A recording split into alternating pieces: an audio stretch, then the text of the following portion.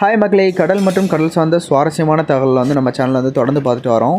இன்றைக்கி நம்ம சேனலில் வந்து என்ன பார்க்க போகிறோம்னா, ஃபிஷ்ஷை வச்சு கட்லெட் செய்ய போகிறோம். அதுதான் எப்படி செய்யணும்னு சொல்லிட்டு பார்க்க போகிறோம். முக்கியமானது வந்து ஃபிஷ்ஷு, அதுக்கு தேவையான ஃபிஷ் எடுத்துக்கலாம். அடுத்து வந்து வெங்காயம், அடுத்து வந்து உருளைக்கிழங்கு தேவை. அதுக்கப்புறம் வந்து என்ன தேவைன்னா முட்டை. இது வந்து பிரெட் க்ரம்ஸு. இது எப்படி செய்கிறேன்னு சொல்லிட்டு ஃபுல்லாக வந்து வீடியோவில் சொல்லியிருக்கேன்.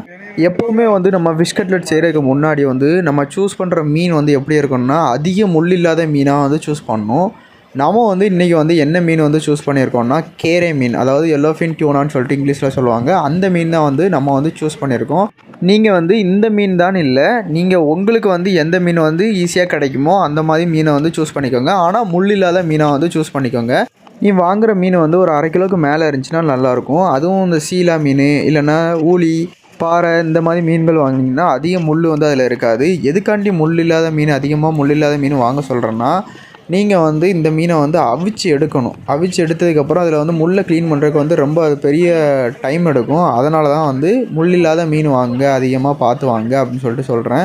இதை வந்து நம்ம 2 பங்கு வச்சு வாங்கியிருக்கோம். மீனை வந்து மஞ்சள் மட்டும் தடவி அந்த இட்லி சட்டி ஏதாவது இதில் வந்து வச்சு அவிச்சிக்கோங்க. நீங்கள் இப்படியும் அவிக்கலாம், இல்லைனா தண்ணியில் போட்டு கூட அவிச்சு எடுக்கலாம். நான் வந்து இட்லி சட்டியில் வச்சு அவிச்சு எடுத்திருக்கேன். எப்படி வந்திருக்குன்னு பாருங்கள். வெறும் மஞ்சள் மட்டும் தடவிக்கோங்க மீனில். எதுக்குன்னா, மஞ்சள் தடவி அவிச்சோன்னா அந்த மீனில் வந்து கவுர் வாடைன்னு சொல்லக்கூடிய அந்த ஸ்மெல்லு வந்து எதுவுமே இருக்காது. அந்த மாதிரி வந்து நீட்டாக வந்து மீன் கிடச்சிரும். மீனை எல்லாத்தையும் எடுத்துகிட்டு வந்து அதில் உள்ள முள்ளை புறத்தி எடுத்துடணும். நம்ம சின்ன பிள்ளைங்க எல்லாமே கட்லெட் சாப்பிட்றதுனால வந்து மீனில் வந்து முள் இருந்துச்சுன்னா அது சாப்பிடும்போது குத்திடலாம். அதனால் வந்து முள்ளை வந்து ரொம்ப கவனமாக, ஒரு முள் கூட இல்லாமல் அதோட சதையை மட்டும், மீட்டை மட்டும் எடுத்துக்கோங்க. இதனால தான் வந்து நான் முள் வந்து கம்மியாக இருக்கிற மீனை பார்த்து வாங்கிக்கோங்க அப்படின்னு சொல்லிட்டு சொல்லியிருந்தேன். இது வந்து ஃபிஷ் கட்லெட்டுக்கு வந்து மெயின் இன்க்ரீடியண்ட்டே ஃபிஷ்ஷு தான். அதனால் வந்து ஃபிஷ்ஷை வந்து நல்ல ஃபிஷ்ஷை பார்த்து வாங்கிக்கோங்க. இன்னொரு முக்கியமான விஷயம் என்னென்னா, நம்ம வந்து டியூனா ஃபிஷ் வாங்கினதுனால வந்து டியூனா ஃபிஷ்ஷில் வந்து அது மேலே உள்ள தோல் இருக்கும். அந்த தோலை வந்து உரிச்சே வாங்கிடலாம். ஆனால் நான் வந்து அந்த விஷயத்த நான் மறந்துட்டேன். தோலை உரிக்கணுமா அப்படிங்கிற விஷயத்த மறந்துட்டேன்.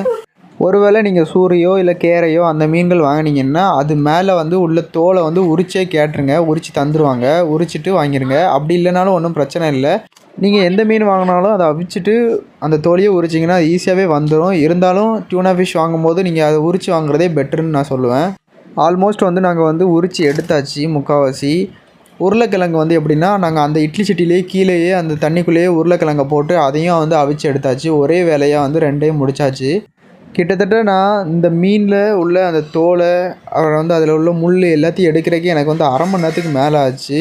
நீங்கள் பார்த்துருப்பீங்க, ரொம்ப பொறுமையாக எடுக்கணும். இதில் உள்ள முள் வந்து 1, 2 உள்ளே போச்சுனாலும் அது மீனை வந்து நம்ம உடச்சி விடும்போது அதில் உள்ள முள் வந்து கையில் குத்துறதுக்கு வாய்ப்பு இருக்குது. அதனால் வந்து ரொம்ப கவனமாக வந்து முள் எல்லாத்தையும் எடுத்துட்டோமா அப்படின்னு சொல்லிட்டு ஒரு வாட்டி செக் பண்ணிவிட்டு அதுக்கப்புறம் வந்து நீங்கள் வந்து அந்த மீனை வந்து உடைக்க ஆரம்பிங்க. என்னடா இவன் மீனை பற்றியே 3 நிமிஷம் பேசிக்கிருக்கானே அப்படின்னு சொல்லிட்டு நினைக்காதீங்க. இதில் வந்து மெயினானதே மீன் தான். அதனால தான் மீனை வந்து எவ்வளோ பொறுமையாக வாங்கணும், எந்த மீன் வாங்கலாம், என்ன ஏது அப்படிங்கிறத வந்து எல்லாத்தையும் சொல்லிக்கிட்டு இருக்கேன். மக்களே, நீங்கள் ஃபிஷ் கட்லெட் இதுக்கு முன்னாடி சாப்பிட்டீங்கன்னா வீடியோக்கு ஒரு லைக் போட்டுக்கோங்க. நீங்கள் இப்போ தான் ஃபஸ்ட் டைம் நம்ம சேனலை பார்க்குறீங்கன்னா மறக்காமல் நம்ம சேனலை வந்து ஃபாலோ அண்ட் சப்ஸ்கிரைப் பண்ணிக்கோங்க. ஒரு வழியாக நம்ம வாங்கிட்டு வந்து அவ்வளோ மீனையுமே வந்து முள்ளை எடுத்து முடிச்சாச்சு. என்னடா இவ்வளோ நேரம் பேசிக்கிட்டே இருக்கான், வீடியோக்குள்ளே போக மாட்டான் கடைசி வரைக்கும் நினைக்கிங்க. வாங்க வீடியோக்குள்ளே போகலாம். ஃபஸ்ட்டு வந்து ஒரு சட்டியில் வந்து லைட்டாக எண்ணெய் ஊற்றிக்கோங்க. எண்ணெய் ஊற்றிட்டு வந்து வெங்காயத்தை போட்டு நல்லா வதக்கிக்கோங்க. அந்த வெங்காயம் வந்து பொன்னிறமாக வர வரைக்கும். அதுக்கப்புறம் வந்து இஞ்சி பூண்டு பேஸ்ட்டு வந்து சேர்த்துக்கோங்க. இஞ்சி பூண்டு பேஸ்ட்டு வந்து சேர்த்த உடனே என்ன ஆகும்னா, அந்த இது வந்து கொஞ்சம் கருக ஆரம்பிக்கும். இல்லை அடி பிடிக்குது அப்படின்னு சொல்லிட்டு சொல்லுவாங்கள்ல, அந்த மாதிரி ஆகும். அதனால் வந்து கிண்டிக்கிட்டே இருங்க, கிளறி விட்டுக்கிட்டே இருக்கணும். வெங்காயம் வந்து நீங்கள் சின்ன வெங்காயம் இல்லை பெரிய வெங்காயம் எந்த வெங்காயம்னாலும் யூஸ் பண்ணிக்கோங்க. அது ஒன்றும் பிரச்சனை கிடையாது. அதுக்கப்புறம் இதில் வந்து கொஞ்சம் பச்சை மிளகா வந்து சேர்த்துக்கோங்க. பச்சை மிளகா சேர்த்து, ரொம்ப பச்சை மிளகா சேர்க்கணுன்னா கொஞ்சோண்டு சேர்த்துக்கோங்க. அதுக்கப்புறம் உப்பு தேவையான அளவு கொஞ்சம் உப்பு போட்டுக்கோங்க. எவ்வளோத்துக்கு கிளறி விட்டுக்கிட்டே இருக்கீங்களோ அவ்வளோத்துக்கு நல்லா அடி பிடிக்காமல் இருக்கும், இல்லைனா சீக்கிரம் பிடிச்சிரும். இதில் வந்து மஞ்சள் கொஞ்சம் போட்டுக்கிறோம். எப்போவுமே வந்து ஒரு மீனை வச்சு ஒரு டிஷ் ஏதாவது செய்ய போகிறீங்கன்னா மோஸ்ட்லி வந்து அதிகமாக வந்து மஞ்சள் வந்து யூஸ் பண்ணுவாங்க. ஏன்னா அதோட ஸ்மெல்லு வந்து ஹெவியாக தெரியக்கூடாது அப்படிங்கிறக்காண்டி தான். மிளகா பொடி வந்து போட்டுக்கோங்க. நீங்கள் வந்து லோ ஃப்ளேமில் வச்சே வந்து குக் பண்ணுங்கள். எதுக்காண்டி சொல்கிறேன்னா, அடி பிடிக்கிறது வந்து சீக்கிரமாக அடி பிடிக்கும். அதனால தான் லோ ஃப்ளேம்லேயே வச்சு யூஸ் பண்ணுங்கள் அப்படிங்கிறேன். கரம் மசாலா வந்து அந்த மீனோட டேஸ்ட்டை வந்து என்ஹான்ஸ் பண்ணி கொடுக்கும். அதுக்காண்டி தான் வந்து நம்ம கரம் மசாலா வந்து போடுறோம். இன்க்ரீடியன்ட் வந்து 2-3 இன்க்ரீடியன்ட் தான் போட்டிருக்கோம், ரொம்பலாம் யூஸ் பண்ணல. அடுத்து வந்து கருவேப்பிலை வந்து கொஞ்சம் போட்டுக்கோங்க. இந்த மசாலாவோட பச்சை ஸ்மெல்லு போகும். அது போனதுக்கப்புறம் வந்து நம்ம வந்து ஆல்ரெடி வந்து உருளைக்கிழங்கு வந்து உரித்து அதை வந்து மசிச்சு வச்சுருக்கோம். அந்த உருளைக்கிழங்கு வந்து அதோட சேர்த்துக்கோங்க. அதை வந்து கொஞ்சம் கிண்டி விட்டுட்டு அதுக்கப்புறம் வந்து நம்ம வந்து ஃபிஷ் வந்து ஆல்ரெடி அந்த தோல் எல்லாமே உரித்து வச்சுருந்தோமோ அதை எல்லாத்தையுமே வந்து நொறுக்கிட்டோம். நம்ம கையை வச்சே வந்து இது பண்ணியிருக்கோம். அந்த இதையும் சேர்த்துக்கிட்டு நல்லா கிண்டி விடுங்க. எவ்வளோத்துக்கு கிண்ட முடியுமோ அவ்வளோத்துக்கு கிண்டி விடுங்க. ஃபிஷ் வந்து நம்ம ஆல்ரெடி அவிச்சு தான் எடுத்திருக்கோம். அதனால் வந்து ரொம்ப நேரம் இல்லை, லைட்டாக அதோட மிக்ஸ் ஆன உடனே நம்ம வந்து மல்லி இலை தூவி அதை வந்து இறக்கி வச்சிட வேண்டியதான், அவ்வளோதான். அதை வந்து அப்படியே ஆற வச்சுட்டு அதுக்கப்புறம் 3 எக்கு வந்து உடச்சி ஊற்றிக்கோங்க. எக்கில் வந்து எல்லோ கரெலாம் எடுக்கணும்னு அவசியம் இல்லை, எல்லோ கரையும் இருக்கட்டும். அது கூட வந்து கொஞ்சம் பெப்பர் வந்து சேர்த்துக்கோங்க. எதுக்குன்னா அந்த முட்டையோட வந்து ஸ்மெல்லு வந்து அதிகமாக தெரியக்கூடாது அப்படிங்கிறக்காண்டி வந்து பெப்பர் நம்ம சேர்த்துருக்கோம். நல்லா பீட் பண்ணிவிட்டு பிரெட் க்ரம்ஸ் வந்து கடையிலே கிடைக்கும். அப்படி இல்லை கடையில் வாங்க முடியல அப்படின்னா நீங்களே வீட்டிலே கூட ரெடி பண்ணிடலாம். ப்ரெட்டு வாங்கிட்டு ப்ரெட்டை வந்து மிக்சியில் போட்டு தூளாக அரைச்சிட்டு அதை வந்து ஒரு சட்டியில் போட்டு சும்மா லைட்டாக வறுத்து எடுத்திங்கன்னா அதான் பிரெட் க்ரம்ஸ் மக்களே. ஆல்ரெடி நம்ம செஞ்சு ஆற வச்சுருந்ததை வந்து எடுத்து உருண்டை உருண்டையாக பிடிச்சிக்கோங்க. அதை வந்து அப்படியே உருண்டை உருண்டையாகவே செஞ்சோன்னா அது ஃபிஷ் பால் ஆயிரும். நம்ம வந்து ஃபிஷ் பால் பண்ணல, நம்ம ஃபிஷ் கட்லெட் தான் பண்ண போகிறோம். அதனால் வந்து அந்த உருண்டை உருண்டையாக பிடிச்சிட்டு அதுக்கப்புறம் என்ன பண்ணணும்னு சொல்லிட்டு சொல்கிறேன். ஒரு சட்டியில் வந்து தேவையான அளவு எண்ணெய் ஊற்றிக்கோங்க. நம்ம வந்து இந்த வடைக்கு தட்டுற மாதிரி அந்த இதை வந்து உருண்டையாக பிடிச்சதை வந்து வடைக்கு தட்டுற மாதிரி இப்படி தட்டி வச்சுக்கிறணும். இப்படி தட்டி வச்சுக்கிட்டிங்கன்னா அது வந்து ஃபிஷ் கட்லெட் அப்படின்னு சொல்லிட்டு சொல்லுவோம். ஆல்மோஸ்ட் எல்லாமே முடிச்சிட்டோம். நம்ம ஆல்ரெடி வந்து எண்ணெயை வந்து சூடு பண்ணி வச்சுருந்தோம். அதில் வந்து ஃபிஷ் கட்லெட்டை வந்து போட ஆரம்பித்தாச்சு. இதுக்கு முன்னாடி வந்து கொஞ்சம் ஸ்டெப் இருக்குது, அதை வந்து சொல்ல மறந்துட்டேன். அது என்னென்னு சொல்லிட்டு சொல்கிறேன். ஆல்ரெடி நம்ம வந்து பீட் பண்ணி வச்சுருந்தோம்ல முட்டை, அதில் வந்து என்ன பண்ணணும்னா அந்த நம்ம இப்போ செஞ்சு வச்சுருக்க அந்த கட்லெட் மாதிரி செஞ்சு வச்சுருக்கிறத வந்து அதில் போட்டு அதை வந்து முட்டையில் வந்து நல்லா முக்கி எடுத்துக்கிறணும். அதுக்கப்புறம் வந்து அந்த பிரெட் க்ரம்ஸில் வந்து அதை போட்டுட்டு அதுக்கப்புறம் வந்து போடணும்.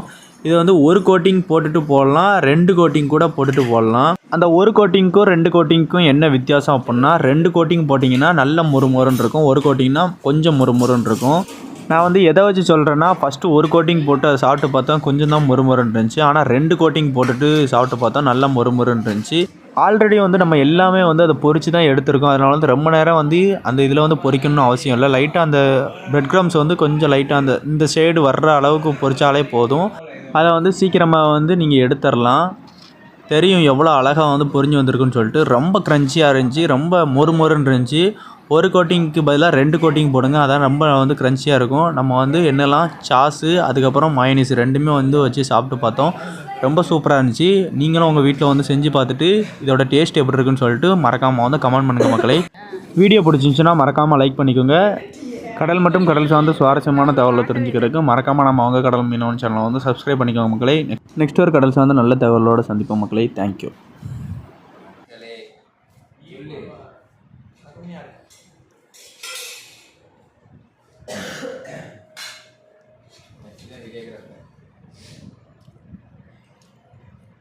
நோ மாசத்துல இருக்கு ஒரு